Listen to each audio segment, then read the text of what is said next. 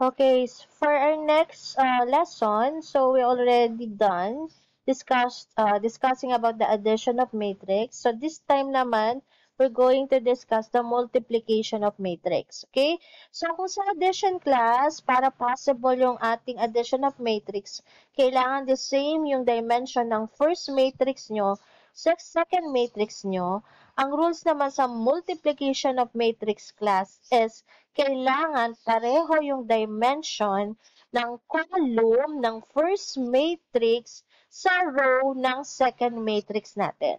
Okay? So again, para possible, ang multiplication of matrix, kailangan pareho ang dimension ng column ng first matrix sa dimension ng row ng second matrix nyo.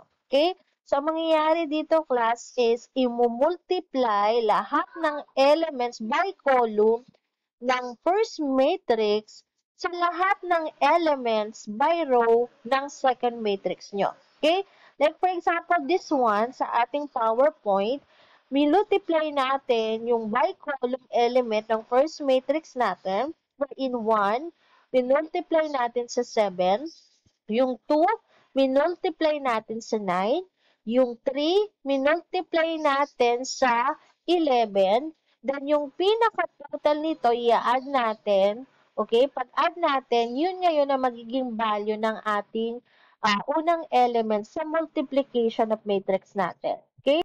Okay, so let's proceed on the program. So, ang unang gagawin natin, class, is we're going to declare the value of two-dimensional array for your matrix 1 and also another two-dimensional array para sa inyong matrix 2. Okay? So, let's say you have here matrix 1.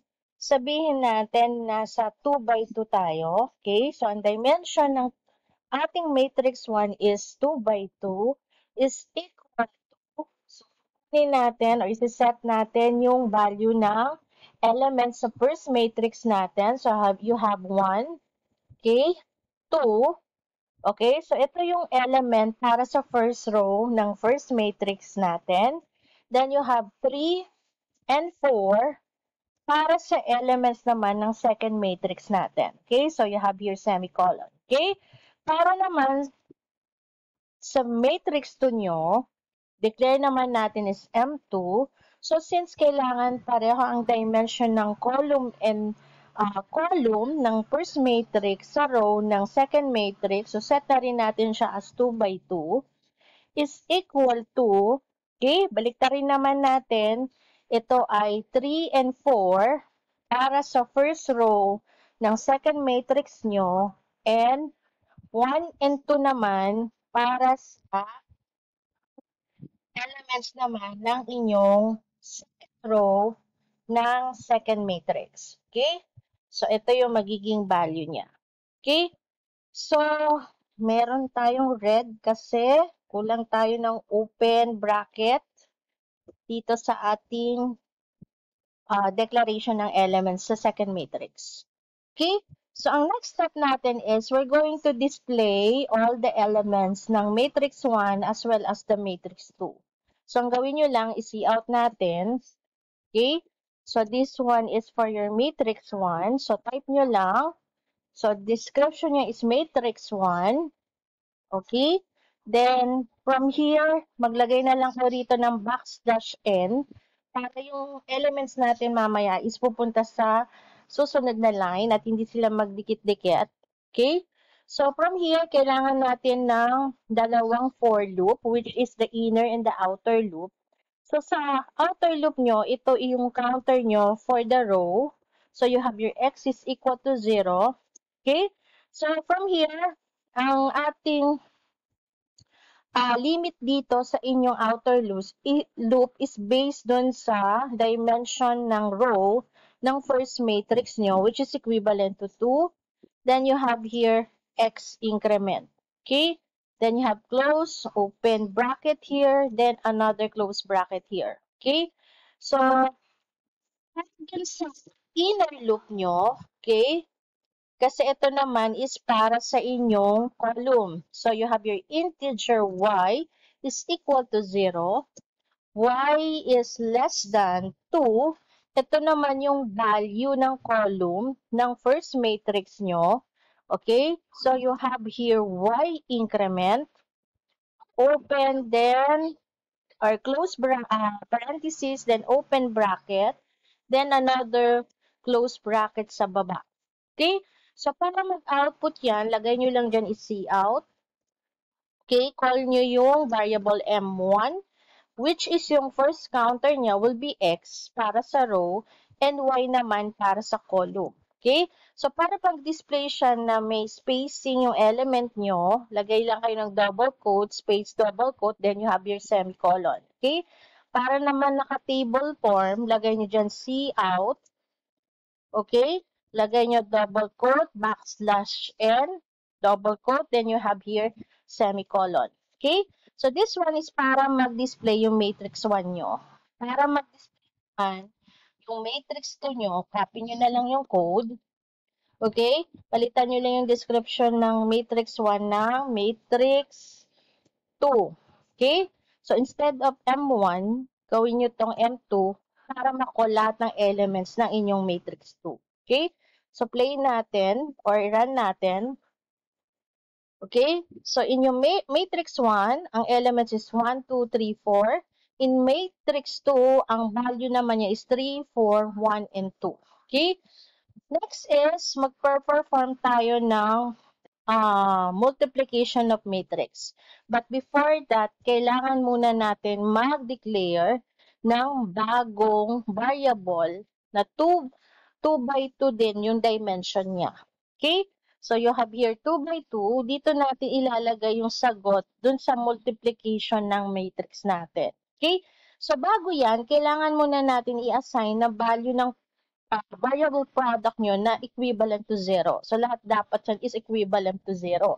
Para kapag nag-set tayo ng formula during the process of multiplication, hindi mag-error yung program nyo. Okay?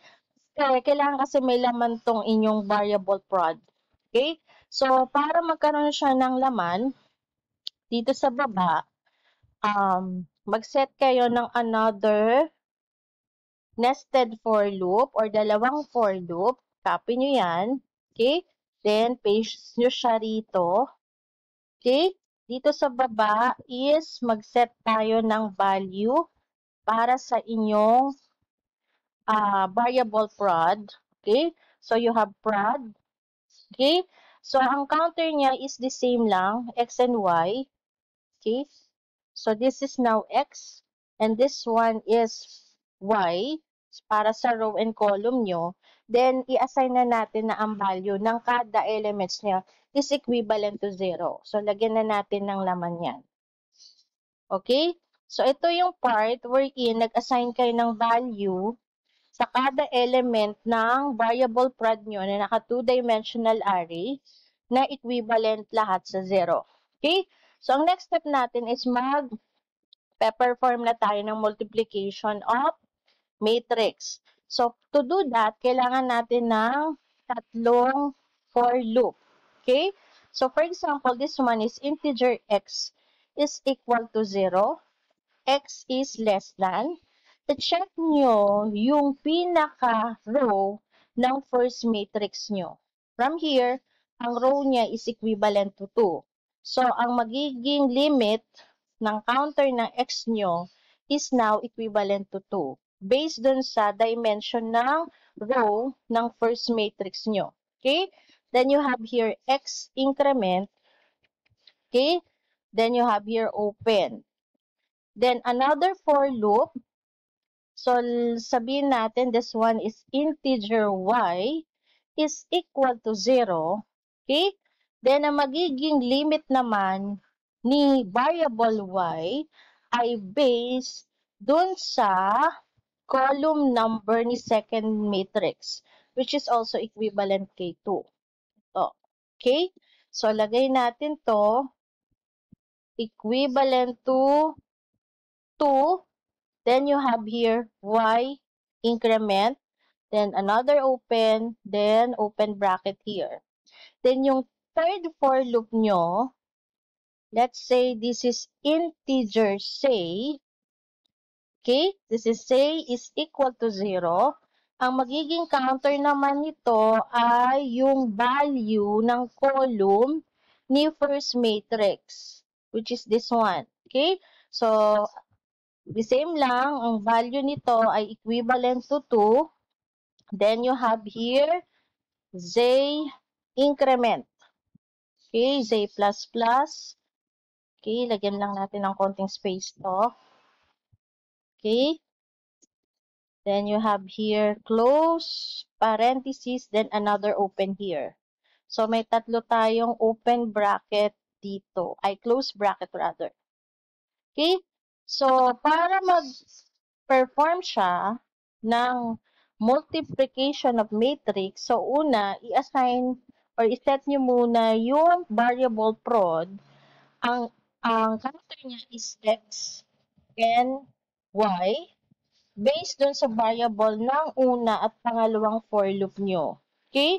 So, plus, okay, pwede naman natin assign na plus to, then equal to. Okay? So, ibig sabihin yan, is the same lang yan ng prod xy is equal to prod xy plus. So, pareho lang naman yon. So, i-shortcut na lang natin to. Okay? Ang susunod naman dyan ay si M1 na ang counter naman niya ay si X tsaka si Z. Okay? Kasi naka-ano tayo, naka-by-column tayo kay M1. Okay, so let's go back to the program. Okay, so may correction lang regarding dito. So this one, instead of plus, this one will be multiplication. Okay, so delete natin yung part na to. So this one now is multiplication. Okay, so kailangan i-multiply natin by row ang value ni M1 sa by column ng value ni M1 sa by row ng value ni M2. Okay?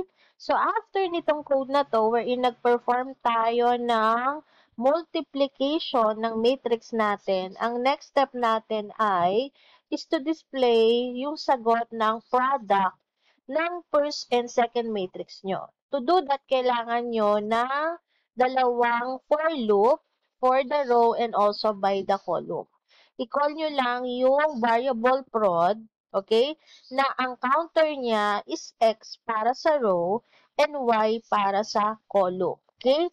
Then, mag-set na lang tayo dito ng double quote, space double quote, para mag-spacing. Okay? Yung value ng element na naka-assign na sa inyong variable prod. Okay? So, para mag-table form, ilagay nyo lang cout, double quote, backslash n, para mag-table form siya. Then, automatic lalabas na dyan yung pinakasagot dun sa inyong multiplication of matrix. Okay? So, run natin again yung ating program. Okay, so sa matrix 1, ang value niya is 1, 2, 3, 4. Sa matrix 2, ang value niya is 3, 4, 1, 2.